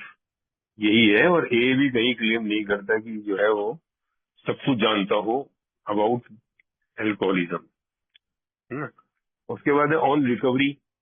Recovery यार एंडलेस है, अनंत तक गई हुई है। कौन कह सकता है रिकवर्ड शब्द इस मारे हम इस्तेमाल नहीं करते हैं ना, कि we are always recovering, we are on the path of recovery. It is never कि हमने 12 कदम कर लिए हैं, पर ऐसा कोई सेंटेंस नहीं है। We are doing this thing. तो रिकवरी इज एंडलेस ग्रोथ है, वी आर नेवर रिकवर्ड। तो जब हम रिकवर्ड ही नहीं हुए तो हम रिकवरी के ऊपर कहाँ क्लेम कर सकते हैं कि रिकवरी में हमसे ज्यादा बेटर कोई नहीं कर सकता।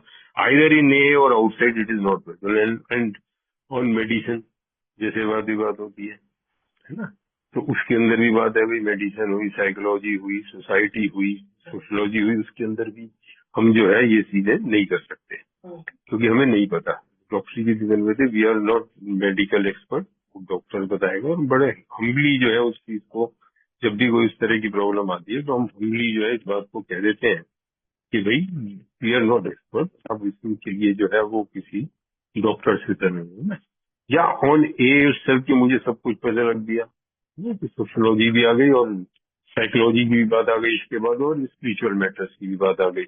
इन सारी चीजों के बाद क्या है, तो किसी के अंदर भी हम अपने आप को एक्सपर्ट नहीं कर सकते ना। ये एक तो अंत तक फैला हुआ बहुत लंबा चौड़ा एक दायरा है यार। हम ये नहीं कह सकते कि भाई ए के विषय में मेरे को सारा का सारा पता है ना। एक की तो इतनी ज्यादा है कि शायद मैं तो जब पढ़ता हूँ तो देखता हूँ कि अभी भी मैं शायद थोड़ा बहुत भी ए के विषय में नहीं जान सका, कितनी डेप्थ ये के अंदर है ना। और वही साइकोलॉजी की बात हो गई, जो मेडिसिन की बात करिए, साइकोलॉजी की बात करिए कि हालांकि ये मेंटल प्रॉब्लम है, साइकोलॉजी का अंदर मॉरल साइकोलॉजी की हम बात करते हैं, बट वी कांट क्लेम कि साइकोलॉजी का जो है मेंटली हम साइकोलॉजी के डीप ट्रीट अदर पेशेंट, या हम इसमें ए की मास्टरी, यहाँ ए की मास्टरी हो रही है कि भाई ए के एक्सपर्ट मैं हो गया हूँ ऑन स्पिरिचुअल मैटर्स और हेल्पिंग इवन इन ह्यूमिलिटी। तो ये जो चीज होती है कि मैटर के अंदर जो बात हो रही है स्पिरिचुअल मैटर के अंदर, वो तो यार बिल्कुल ही बात नहीं भाई साहब। स्पिरिचुअल के अंदर द मूवमेंट, स्पिरिचुअल मैटर्स के अंदर, या मैं ह्यूमिलिटी की बात करके देखूं तो कहा गया है द मूवमेंट मुझे लगता है कि आई एम हम्बल या मेरे अंदर ह्यूमिलिटी है, इट हैज ऑलरेडी गॉन, है ना। मैं अपनी ह्यूमिलिटी देख ही नहीं सकता है, यही डेफिनेशन है। जब मैं अपने अंदर की ह्यूमिलिटी नहीं देख सकता, मेरी ईगो ही देख सकती है। द मोमेंट मैं अपने आप को कहता हूँ स्पिरिचुअल आई एम हम्बल ना, तो that is not possible.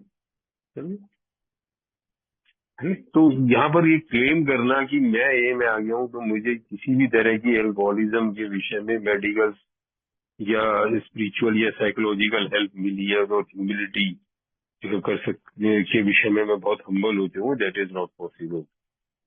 Do I make an effort to understand what A employee do, what workers in other alcoholism agencies do, can I distinguish clearly among them? मैं समझता हूँ कि जो अभी तक की शेयरिंग हुई है उसके अंदर सारी डिस्टिंग्विशिंग हो गई है और बहुत क्लियरली मेरे समझ में आ गई है ये चीज की जो कि शुरू में नहीं थी। धीरे धीरे मेरे को पता लग गया है कि इनसाइड स्ट्रक्चर या 12 स्टेप फॉल को पार करने के पूरा करने के लिए जो पैसा खर्च होता है या जो वर्कर्स लगते हैं, जो हेल्प लगती है, जो एक्सपेंसेस होते हैं उनके अंदर, और जो पैसा जो 12 स्टेप फॉल जो प्रोफेशनलिज्म जैसे हम कहते थे या आवाज उठा देते हैं, उनका डिफरेंस आज बारीक से बारीक लाइन के अंदर भी पता लग गया है और क्लियरली डिस्टिंग्विश कर सकता हूँ दोनों चीजों को। Do I know where my local, sorry मेरे पास मैं लिखा था लोकल मीटिंग लिस्ट कहाँ से मेरे पास आई। यस यार, ये सबसे पहले जो है बहुत इंपॉर्टेंट क्वेश्चन है, एक न्यू कमर के लिए बहुत ज्यादा है। मेरे लिए मीटिंग लिस्ट कहाँ से आएगी मेरे पास? तो वो मीटिंग लिस्ट मैं जब शुरू में आया था तो मेरे को सिर्फ ये पता था कि यार ये जो मीटिंग लिस्ट है, ये मैं ग्रुप में गया, मीटिंग लिस्ट आई मेरे पास। ये चीज, ये क्वेश्चन जो मीटिंग लिस्ट का शायद दिया गया है, ये बताया गया है कि यार पैसा कहाँ कहाँ इन्वॉल्व होता है ना। मैं ग्रुप में एडवर्टाइजमेंट पढ़ के गया और ग्रुप में जाकर के मैंने मीटिंग लिस्ट देखी, मुझे मीटिंग लिस्ट भेजी। मेरे से कोई पूछे कि यार मीटिंग लिस्ट ये कहाँ से आई, तो कहूँ मेरे को तो मेरे ग्रुप से मिली। ज्यादा से ज्यादा मेरे को कोई पता लगेगा थोड़े दिन ग्रुप में जाने के बाद कोई लिटरेचर कहाँ से आता है, तो वो कहते हैं कि लिटरेचर जो है वो इंटर ग्रुप से आता है। तो कहाँ से आई? ये इंटर ग्रुप से आई।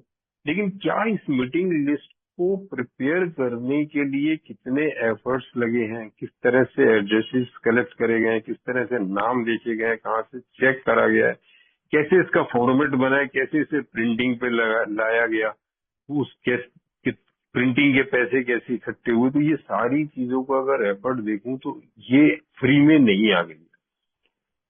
ये जो मीटिंग लिस्ट आज मेरे को मिली है, जो मुझे सोवर कर रही है, जो मुझे 12 स्टेप कॉल का पार्टी हुई ना मेरे के अंदर, जो मुझे आगे लेकर के जा रहा है, बढ़ा रहा है आगे 12 कदमों तक, दूसरे ग्रुप्स के अंदर मैं जाऊंगा, या कोई भी लिटरेचर की हम बात करते हैं, या एक एग्जाम्पल मीटिंग लिस्ट का ही नहीं आ सकता, पूरे लिटरेचर का आना चाहिए कि किस तरह से वो लिटरेचर आता है, किस तरह से उसकी ट्रांसलेशन होती है, किस तरह से उसकी छपाई होती है, कितना स्टाफ इसमें इन्वॉल्व होता है, कितने मेंबर्स इन्वॉल्व होते हैं, कहाँ कहाँ पैसा लगता है ना। आजकल उसकी टाइप सेटिंग करा रहे हैं, उसके बाद उसका वो प्रूफ बन रहा है, उसमें दिन रात आदमी लग रहे हैं, कई बार हम प्रोफेशनल ट्रांसलेटर भी रख लेते हैं। तो ये पूरा का पूरे स्ट्रक्चर के अंदर जो है वो पैसा लगता है भाई, कि जहाँ पर हम प्रोफेशनलिज्म, अब उस काम को करने के अंदर, पूरे काम को अंदर जो है बाहर का भी पैसा खर्च होता है, कुछ एम्प्लॉय भी रखे जाते हैं, कुछ उसमें ये भी एम्प्लॉय भी होते हैं। तो वहां पर आकर के जब मैं उस पैसे का लेन देन देखने लग जाता हूँ तो मैं फिर वो लगता है कि जी बहुत पैसा है।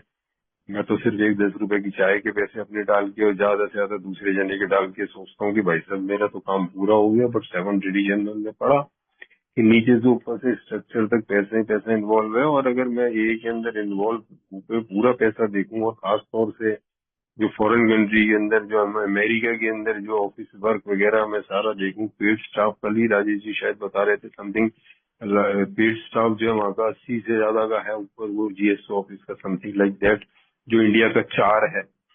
तो पर मेंबर जो है वो देखा जाए तो कुछ भी नहीं, और कितनी रिक्वायर्ड है इंडिया की पॉपुलेशन के हिसाब से एल्गोरिज्म को देख करके, तो उससे पता लगता है। तो ये मीटिंग कार्ड का जो बेसिकली दिया है, ये मेरे को ये बताने के लिए दिया है कि भाई साहब कितना कितना जो है पैसा इसके अंदर इन्वॉल्व है मेरा। In my own A life, have I any experiences which illustrate the wisdom of these traditions? Of course यार, ये जो ट्रेडिशन है इसके अंदर बड़े जब्त सेहत के संग में मैं गुजरा हूँ। पहले तो मैंने एग्जांपल आपको वही दिया कि उस मेंबर का जो ट्रेडिशन कराने आ रहा था और हम उसे टैक्सी के पैसे दे रहे थे, और उसमें उंगलियां उठ गई कि भाई वो ये से पैसा कमा रहा है। दूसरा, जब पहली बार हमने कोशिश करी कि हम इंटर ग्रुप के अंदर एक एम्प्लॉय रख लेते हैं और वो भी ये मेंबर, मैं उस एम्प्लॉय को जानता हूँ यार, वो बहुत वर्किंग उसकी बहुत अच्छी थी, मतलब बहुत अच्छा मेंबर था, बहुत अच्छी उसकी सोसाइटी भी चल रही थी, सर्विस में बहुत बढ़िया था। किसी भी काम को वो करने को तैयार हो जाता था जब तक कि वो यहाँ पर प्रोफेशनल नहीं हुआ था। जब उसे हमने यहाँ पर रख लिया तो ऐसा लगा, बहुत पुरानी बात है, बहुत पुरानी बात है, अब तो बहुत अवेयरनेस आ गई। उस समय वो ऑब्जेक्शन बहुत ज्यादा हो जाती थी। तो एकदम से जब मैं इंटरव्यू के अंदर घुसा हूँ तो मुझे उसकी आइडेंटिटी एकदम से नीची लगी, जैसे मैं किसी नीचे व्यक्ति से बात कर रहा हूँ। ये हमारा एम्प्लॉई है ना, और अंदर से खुंदक हो रही है कि इसे पैसा दे रहे हैं, ये का पैसा बर्बाद कर रहे हैं। और बहुत मिनिमम चार्जेस उस समय वो लिया करता था। ये भी नहीं है कि बहुत हाईली पेड हो। और उससे काम हम लेते थे भाई साहब, सुबह के टाइम से लेकर रात तक 7 days ही to open and close the office, पूरा का पूरा ना। तो बड़ा मुश्किल होता था यार, वो वाली ये चीज होती थी। तो वो धीरे धीरे चीजें समझ में आई कि इट इज वेरी डिफिकल्ट। जब जब वो जो आदमी सुबह से शाम तक काम कर रहा है, उसको इज्जत भी देनी है, उसे प्रोटोकॉल भी देना है, उसे छुट्टी भी देनी है, उसके टाइमिंग भी रखना है, वो सारी चीजें। और ये सिर्फ नीचे लेवल से नहीं, ये सारे ऊपर लेवल तक जो है वो इसी तरह की बातें चलती है। तो ये धीरे धीरे जो है आज मेरे को इस चीज को समझ में आ गया है कि हाँ यार, ये जो आया, और कई इस तरह के आए, और भी एग्जाम्पल बहुत सारे हमने सुने हैं, दूसरे मेंबर से सुने हैं कि जीएसओ लेवल के ऊपर भी इस तरह की, हायर लेवल पे भी इस तरह की बहुत सारी दिक्कतें हुई हैं। बट जैसे जैसे हम लोग जो है वो एजुकेट हो रहे हैं, हमें अवेयरनेस बढ़ रही है, थैंक्स टू दिस ग्रुप, जिस तरह की वो हम बातें कर रहे हैं और नॉलेज इम्पार्ट कर रहे हैं, तो धीरे धीरे धीरे धीरे करके वो कंप्लीट बदलाव आएगा और हम समझ पाएंगे कि व्हाट इज प्रोफेशनलिज्म और व्हाट इज नॉट ना। Have I paid enough attention to the book 12 steps and 12 traditions और हाउ ए डेवलप्स?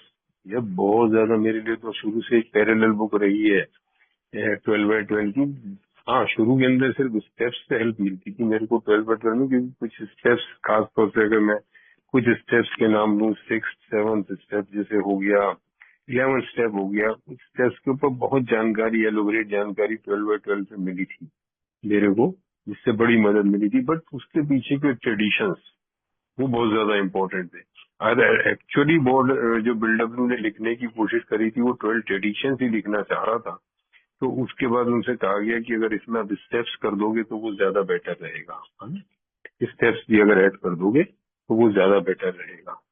तो स्टेप्स ऐड हुए और मैंने ये देखा कि शुरू के अंदर ये खाली की खाली स्टेप्स के लिए ही 12/12 खरीदी जाने लगी। बट थैंक्स गॉड कि उसमें 12/12 में 12 ट्रेडिशन भी थे और धीरे धीरे धीरे ट्रेडिशन बन गया। और जब मैंने ट्रेडिशंस का यूज करा तो काफी यूज हुआ, और आज भी मेरी लाइफ के अंदर ट्रेडिशंस का इस्तेमाल जो है वो बहुत ज्यादा होता है। Not only in my life, personal life ए के अंदर, बल्कि ग्रुप के अंदर। और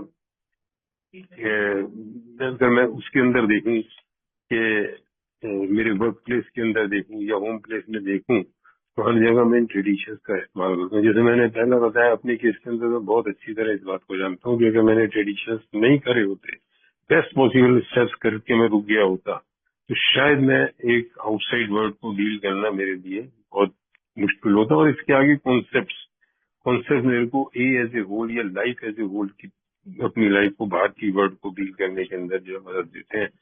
तो यार ये तो कम से कम मैं अपने केस में देखूं तो आई एम वेरी लकी, मैं इसको कर पाया। And finally is, can my group rely on me to fulfil services responsibilities with someone, without someone checking on? ये बहुत इंपॉर्टेंट है, दिस इज इम्पोर्टेंट, कि मैं किसी की चेकिंग के बिना मैं क्या काम कर रहा हूँ, वही मेरा जो है वर्क, मेरी मेरी मॉरलिटी, मेरी स्पिरिचुअलिटी, मेरी ह्यूमिलिटी का पता लगता है। सर पे डंडा रख के तो यार कोई भी काम कर लेगा, लेकिन अगर कोई भी ना हो और मैं उसे कर पाता हूँ, चाहे वो ये का काम हो या बाहर का काम हो, तो ये फ्रीडम मुझे ये ने दी है, वो मुझे जो है स्पेस दी है उस काम को करने के लिए ना। लीडर्स को ट्रस्टेड सर्वेंट बना करके जब काम करने को दिया, तब जो है ये चीज धीरे धीरे धीरे धीरे डेवलप होती है कि मेरी conscious is always with me ना, God is always with me. ये सब गॉड को मैं कॉन्शियसनेस मान के चलूं कि मेरी कॉन्शियस अपने आप बता देती है, nobody else is required to master me or bully me or that. If I'm pure at my conscious, so I don't have to fear about this thing कि भाई सब कोई मेरे को देख रहा है या नहीं देख रहा है। अगर मेरी कॉन्शियस क्लियर है तो I don't require any one, है ना, कि पीछे से भी कोई इस बात को काम। मेरे ख्याल से यही वाले हमारे ट्रेडिशन थे जिसको हमने करा। तो I think still we have got so much time. तो if anyone want to ask something या इसको आगे कैसे प्रोसीड करना है, रवि जी या हेमंत जी जो भी है वो बता दें मुझे, इसका फॉर्मेट पता नहीं। This is only what I have got to share. Thank you. Thank you Sunil ji, बहुत ही सुंदर अनुभव रखे आपने। और आगे रवि भाई, अगर आप थोड़ा सा आगे करें। किसी को कोई क्वेश्चन आंसर पूछने तो पूछ लीजिए ना ग्रुप में।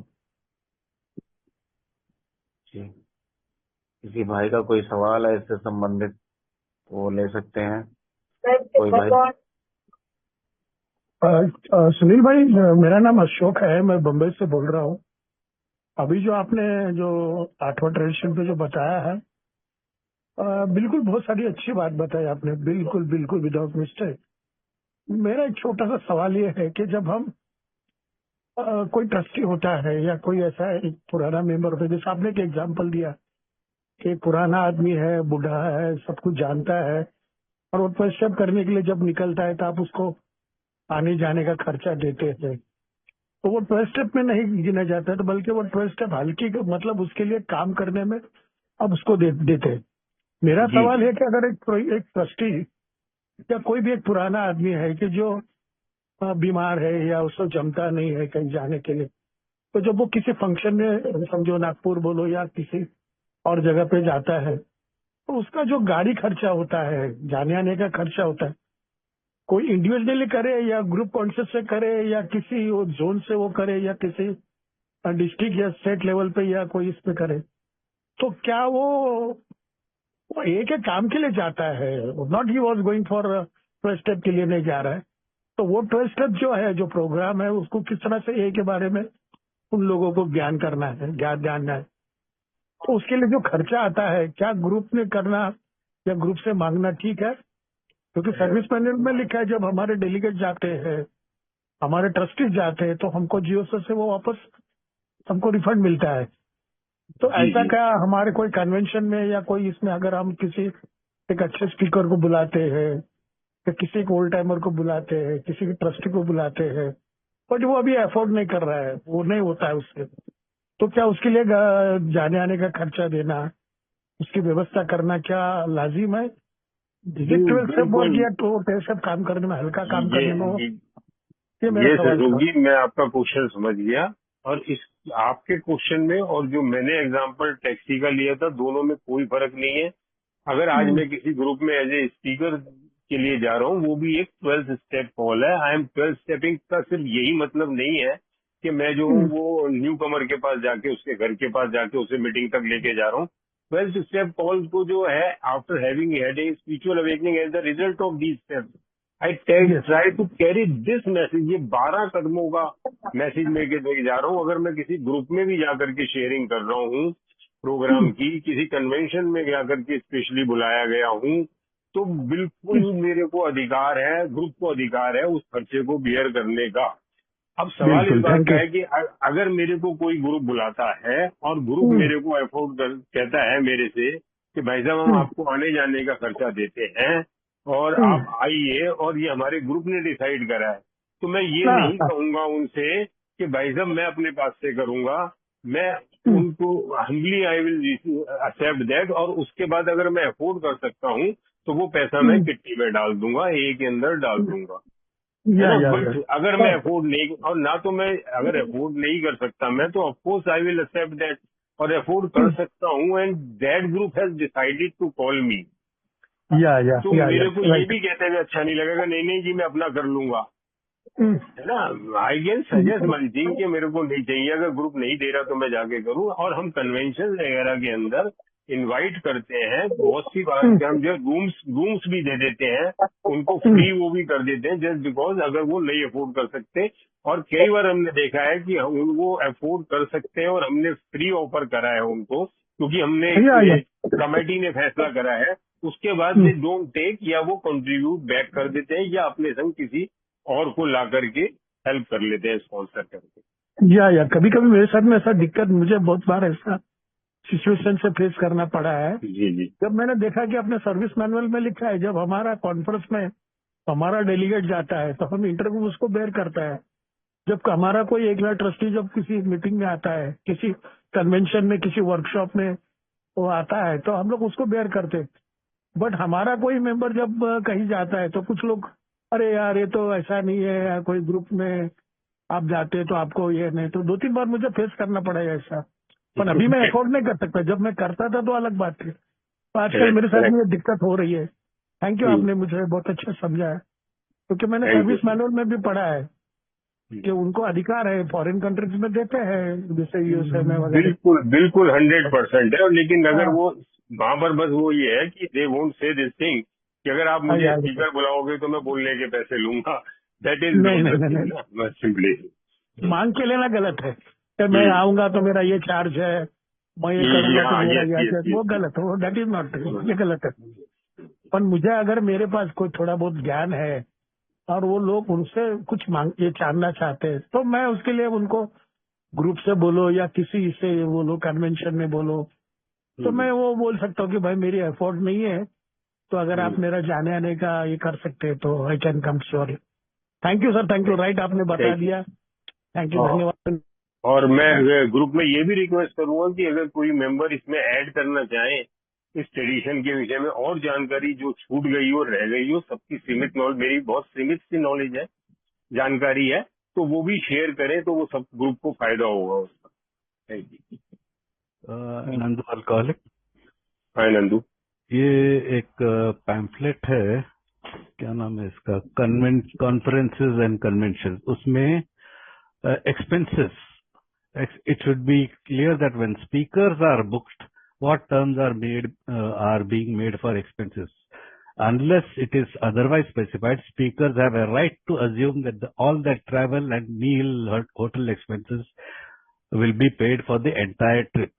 Very clear. It is very clear. You read this, you should have no doubt. ये है AA guidelines है on conferences, conventions and roundup.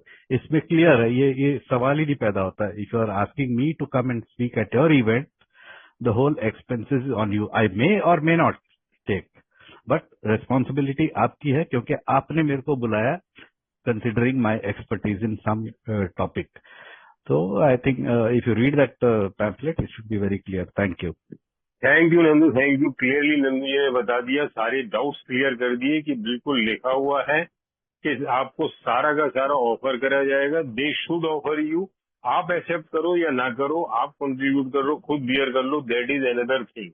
But before calling you या inviting you, they should be prepared for all the expenses, travelling and lodging and boarding, I think सो।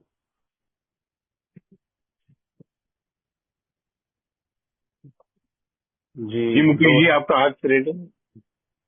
हाँ जी, alphabet में थोड़ा सा एक doubt है अभी। जो ग्रुप अफोर्ड कर सकता है ट्रेवल अकाउंट का किसी अच्छे स्पीकर को, या जिसके पास अभी जैसे एक मेंबर ने नॉलेज किया, अपना बताया कि भाई मेरे पास अनुभव है और मैं उस अनुभव को शेयर करना चाहता हूँ, बट एक ऐसा ग्रुप है जो I think don't can not, मतलब किसी भी रीजन से वो उसके पास इतने अमाउंट इकट्ठा नहीं होता है कि वो दे पाए, और वो चाहता है कि यार उस स्पीकर को सुनना है। तो व्हाट इज द मतलब क्या एक मिडिल वे क्या निकल सकता है? स्पीकर को हम रिक्वेस्ट करें और वो कहेगा नहीं है भाई साहब, मैं तो आने जाने के पैसे मुझे चाहिए, मैं आता नहीं पाऊंगा, तो वो कहीं ना कहीं हम फिर उस ग्रुप का कहीं हानि तो नहीं कर रहे? थोड़ा सा बस एक क्लैरिटी चाहिए। यस मुकेश जी, बट ये बिल्कुल आपका क्वेश्चन सही है कि ग्रुप किसी स्पीकर को सुनना, पर्टिकुलर स्पीकर को सुनना चाहते हैं और उसके लिए वो ग्रुप अफोर्ड नहीं कर सकता, तो आप पर्सनली ग्रुप से मेंबर से पूछ सकते हैं। अगर वो ही कैन अफोर्ड तभी तो वो आ पाएंगे ना, अगर अफोर्ड नहीं कर पाएंगे तो वो कैसे आ पाएंगे? पहली चीज, अगर वो अफोर्ड नहीं कर पाएंगे, अफोर्ड कर पाएंगे तो आई थिंक कि वो बिल्कुल आपके इन्विटेशन को स्वीकार करेंगे। और अगर आप नहीं अफोर्ड कर पा रहे तो try to have personal collection भी हम लोग करते हैं, मेंबर से भी कलेक्शन करके उस तरह से कर सकते हैं। अदरवाइज जो है मैं नहीं समझता कि कोई और ऑप्शन है। We can go for local speaker के लिए हम लोग जा सकते हैं। बट ये जो क्वेश्चन है, या फिर हम सारे ग्रुप में या इंटर ग्रुप में रख करके उन स्पीकर को बोल सकते हैं के इनवाइट कर सकते हैं, इस प्रपोजल को इंटर ग्रुप तक पहुंचा सकते हैं कि उन स्पीकर को जो है इनवाइट करा जाए। बट अगर हमारे पास रिसोर्सेज नहीं है और हम उन स्पीकर से फोर्स नहीं कर सकते ना कि आप अफोर्ड करो या ना करो हमारे आके बनो, I think that is not possible. उस केस के अंदर तो कोई पॉसिबिलिटी ऐसी है ही नहीं ना। मैं जो समझता हूँ सिंपली रिक्वेस्ट ही हो सकती है।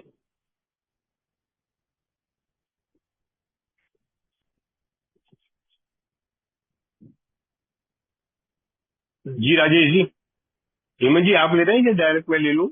हाँ जी, आप ले लीजिए सर, बेस्ट रहेगा। जी राजेश जी। जी धन्यवाद सर। नमस्कार, मेरा नाम राजेश है, मैं एक शराबी हूँ। परमात्मा की कृपा नहीं की है, बहुत ही बढ़िया तरीके से जी आपने 8वीं परंपरा को एक एक चीज को बिल्कुल सही तरीके से जो है वो एक एक बरीकी से हमें समझने में मदद करी। और एक्चुअली 8वीं जो परंपरा है इसका जो आने के पीछे भी रीजन यही था। और एक छोटी सी वो हाँ कि बिल डब्ल्यू का फ्रेंड था टॉम बी, और जब बिल के पास कुछ नहीं बचा था और इनको वो 24th स्ट्रीट क्लब में ही रहना पड़ा था पत्नी के साथ, तो ऑफिस भी वहीं शिफ्ट कर लिया था और मीटिंग भी वहीं होती थी। और टॉम भी जो है वो सारा काम वही संभाल रहा था बेचारा, सेक्रेटरी भी वही था ग्रुप का, बाकी चीजें भी वही थी, कॉल भी हैंडल कर रहा था जितना उससे हो रहा था। तो बिल ने एक दिन उसे बोला कि यार टॉम अब तू रिटायर हो गया, अब देख तेरे पास काम धंधा तो है नहीं, अब तेरे को मैं एक कमरा दिला दूंगा यही 24th स्ट्रीट क्लब में ही, तो क्लब में रहियो, ये का काम करियो। और अब तेरे को 2 काम और करने हैं, एक तो मतलब देख रेख रखनी है, और जो भी बाहर से कोई शराबी आए पी पाके तो उसको हैंडल करना है या बाकी चीजें। तो उसने बड़ी क्लियर कट उसको बोला था कि भैया मैं अपनी रिकवरी के लिए जो कार्य कर रहा हूँ वो मैं ठीक है, मैं सेक्रेटरी हूँ, यहाँ छोटा मोटा मैं काम कर रहा हूँ, अगर तू चाहता है कि मैं 24 घंटे यहाँ पर काम करूँ, यानी कि अब चौकीदारी भी मैं करूँ, अब मैं कॉफी भी मैं बना के दूँ, बाकी चीजें करूँ, तो उसकी मैं पैसे दूंगा। और वहीं से ये चीजें माइंड में आई थी। एक्चुअली क्या है कि 8वीं परंपरा बेसिकली क्लियर कट जो हमारे इम्प्लाई एल्कोहलिक एनोनिमस में पेड वर्कर जो काम करते हैं उनके लिए मेन उनके लिए है कि उनको किस प्रकार से हम लोगों ने ट्रीट करना है, या कैसे उनको जो है वो किस प्रकार से उनकी ट्रीटमेंट कैसे होती है। तो क्लियर कट एक चीज है जी कि ये जो आध्यात्मिकता का काम है, 12वें कदम का कार्य जो है, ये आध्यात्मिकता का काम है और इसे बेचा ही नहीं जा सकता, पैसे से इसका कोई है ही नहीं। मतलब सोलर स्टैकिंग का जो काम है ये आध्यात्मिकता है, पैसे लेकर करा ही नहीं जा सकता। अब आता है जी उनको जो पैसे दे रहे हैं तो फिर क्यों दे रहे हैं, तो इसी में ट्रेडिशन में ही पेविंग द वे या paving the path for this work, ये सेंटेंस मेरे को बहुत अच्छा लगता है। वो सिर्फ रास्ता बनाते हैं भाई, वो 12वें कदम को संपूर्ण करने के लिए एक रास्ते का निर्माण करते हैं जो हमारे पेड एम्प्लॉई हैं अल्कोहलिक एनोनिमस के अंदर। तो किसी को भी उस तरीके से नहीं उल्टी है। और बहुत से ऐसे कार्य हैं जैसे corporate manager, writer, proof reader, editor, artist, फिर ये जिसको आप लोग जिसके लिए करवा रहे हो ये एलोस्ट्रेशन के लिए, तो इसमें देखो ये कार्टून से बने हुए हैं, तो कार्टूनिस्ट से ऐसे नहीं मिल जाएगा भाई साहब, बड़े मोटे पैसे देने पड़ते हैं कार्टूनिस्ट को। तो इन लोगों को हमें स्किल के हम लोग पैसे देते हैं, इन लोगों की इनकी एक प्रोफेशनल स्किल होती है उसका पे करता है अल्कोहलिक एनोनिमस। और एक बढ़िया चीज इसमें और लिखिए, बस 1 मिनट और लूंगा सर, कि अगर हम लोग मान लो कि किसी भी आदमी से वॉलंटरी काम करवा रहे हैं, तो मेन चीज उसको अगर वॉलंटरी काम करवा के हम टोके ना, तो ये नाच छुकरापन कहलाता है, सामाजिक तरीके से भी अजीब सा लगता है कि एक तो फ्री में काम ले रहे हैं और उसके काम को रिजेक्ट नहीं कर सकते हम। और ये वॉलंटरी में सबसे बड़ी, अगर वॉलंटरी हम सर्विस लेते हैं तो ये 3-4 चीजें अगर हम उस चीज को रिजेक्ट करते हैं, और जब हम पेड करके किसी काम को करवा रहे होते हैं ना, तो उसको ठीक भी करवा लेते हैं, उसको बोल भी देते हैं ऐसे नहीं ऐसे कर। तो ये एक ट्रेडिशन में ये बिल्कुल क्लियर मैसेज है। और thank you so much sir, आपने बहुत ही बढ़िया तरीके से हम लोगों को 8वीं परंपरा के बारे में विस्तार से बताया। धन्यवाद।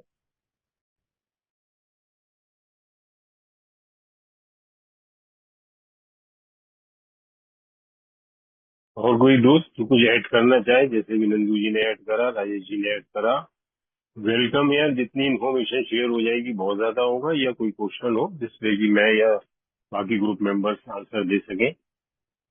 और सुनील जी क्या एक वर्ड ऐड कर सकता हूँ मैं आपकी? बिल्कुल बिल्कुल बिल्कुल। Yes yes sir, yes sir. जी मेरा नाम अशोक, मैं एक अल्कोहलिक हूँ। एक अपना जब वो बिल साहब ने इस जब लेटर्स आने लगे, लोगों को पता चलने लगा, तो बहुत सारी इंक्वायरीज आने लगी, बहुत सारे लेटर्स आ गए, तब उन्होंने सोचा कि जितने भी ग्रुप्स है क्यों न मैं उनसे $1 वर्ष में $1 अगर एक मेंबर के पीछे मैं मांग लूं, ये वॉलंटरी था। तो उन्होंने देखा कि उस वक्त कोई देने वाला, 7वां ट्रेडिशन में बताया गया, किसी ने भी वो उनकी जो ये थी, वो एक उन्होंने $1 का डिमांड किया था पर साल, 1 साल के अंदर एक मेंबर के पीछे। ये वॉलंटरी का बहुत बड़ा है कि वॉलंटरी बताया जाता है कि हम जब कोई डिमांड रखते हैं तो हमको कुछ मिलता नहीं। तो ये बहुत बड़ा एग्जाम्पल है, बहुत बिल साहब ने कहा बताया कि साल में एक मेंबर के पीछे $1, तो वॉलंटरी अगर पूछे तो कौन देता है? समझ में मेरी बात ध्यान में आई होगी सर आपके? बिल्कुल बिल्कुल बहुत अशोक बढ़िया, जी, बहुत बड़ा, बिल्कुल सही, बहुत बड़ा एग्जाम्पल था, इट इज वेरी बहुत बड़ा डिफिकल्ट। एग्जाम्पल था। जी जी, और अगर किसी को एक शो करने के का लिए काम मैंने, तो करना है, हाँ, और मुझे एक शो का काम करने के करना लिए है, खर्च आंसरिंग करना है, तो करना मैं है। जितना, हाँ यस यस, दिखावे के लिए मैं जो मर्जी खर्च कर दूंगा, लेकिन अगर मुझे वो किट्टी में या कंट्रीब्यूशन करना होगा तो इट इज वेरी डिफिकल्ट पैसा निकालना, और आज भी हाँ, कोई डिफिकल्ट लगता है। लेकिन जब उसके बाद से जैसे जैसे हमने ग्रोथ करी है, दूसरी चीज भी एक निकल के आई है, वो ये आई है कि ए का काम आज तक पैसे की वजह से रुका नहीं है। रुका अगर नहीं। मेरा राइट तरीका हो, मेरा मांगने का, करने का, मेरे पास राइट प्रपोजल हो और राइट मेरा एटीट्यूड हो, उसके ऊपर मेरी जो है वो दूरदृष्टि अगर उस काम के अंदर है, तो कोई भी काम आज तक पैसे की वजह से रुका नहीं। ये सब पैराडॉक्सिस का प्रोग्राम है कि ₹10 मेरे से दिए नहीं जाते किट्टी के अंदर, जो काम तो एनोनिमसली होना करना है। चाहिए। लेकिन मेरे से वैसे मांगेगा कोई 4 जनों के बीच के अंदर, तो मैं वो बस खोल के ऐसे दिखा के दे दूंगा। तो शायद ठीक यही चीज है यार, यही 7 ट्रेडिशंस की ब्यूटी है कि वो छोटी सी किट्टी बहुत जो है बढ़िया, वो सब चला बहुत देती बढ़िया। Thank you sir, thank you, धन्यवाद।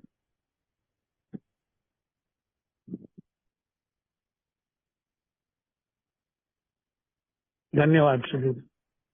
है। 5 मिनट बचे, मैं कोई मेंबर से रिक्वेस्ट करूंगा कि जो आज जो हमारे बजट खर्चा होता है जीएसओ का, तो थोड़ा सा अगर ग्रुप को बताए कि हमें कितना एम्पल फंड रिक्वायर्ड होता है, थोड़ा सा शायद वो इस एडिशन के अंदर हमें जागरूक करे ये डालने के लिए कि how much money our structure, या ये जो कैरिंग द मैसेज जो है रिक्वायर्ड है, एक रफ एस्टिमेट भी कोई देगा तो बहुत अच्छा लगेगा ग्रुप के लिए।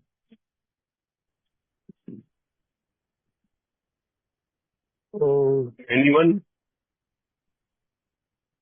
जी, मेरा नाम अशोक है। हमारा हर साल एक बार, साल में एक बार कॉन्फ्रेंस होती है, उसमें हम लोग बजट रखते हैं एक साल का। एक साल का हमारा रिजर्व फंड क्या है। इंडिविजुअली हम लोग मेंबर के पास 60,000 था, अभी शायद मैंने सुना है, अभी मैं रोटेट हो गया हूँ एज ए ट्रस्टी करके, तो अभी मैंने सुना है कि 1 लाख रुपया का हम लोग ने रखा है। अब टारगेट ये हुआ हमारा कि 1 लाख रुपया लेना है या नहीं लेना, अभी तक उसके ऊपर फ्लोर एक्शन नहीं हुआ है।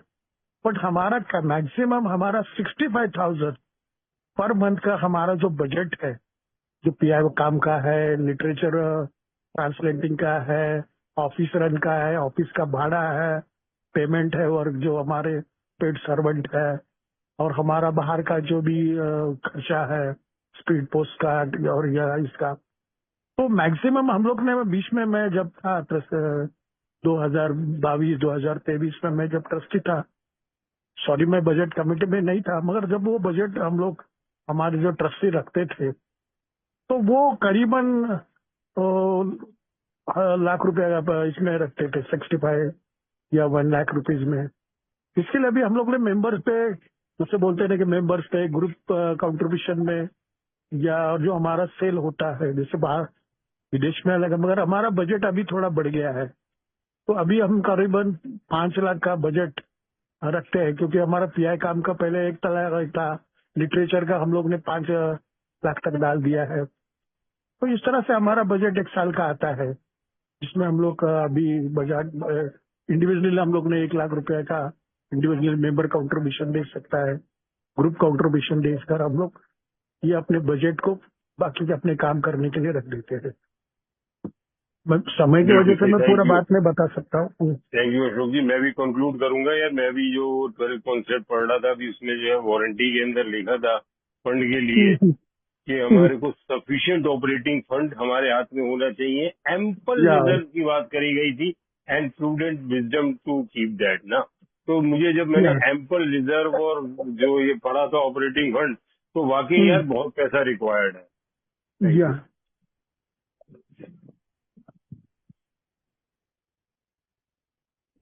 Thank you ji Ravi ji, I think कि टाइम भी होने वाला है, तो हेमंत जी आप दोबारा ले लीजिए जो भी।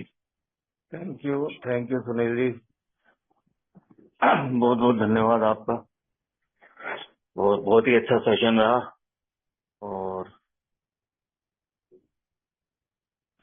रवि भाई से मैं रिक्वेस्ट करूंगा, रवि भाई आप होस्ट बन गए हो, थोड़ा सा ना रिकॉर्डिंग क्लोज कर दो। नेटवर्क कृपया ध्यान दें। कृपया ध्यान दें। कृपया ध्यान दें। अगर किसी भाई या बहन को शराब के मामले में समस्या हो या शराब छोड़ना हो तो कृपया संपर्क करें जीएसओ इंडिया, मतलब ये वेबसाइट पर संपर्क करें www.aagsoindia.org और अपने आसपास AA मीटिंग ढूंढने के लिए यह वेबसाइट पर जाएं www.aa.org/findaa। धन्यवाद।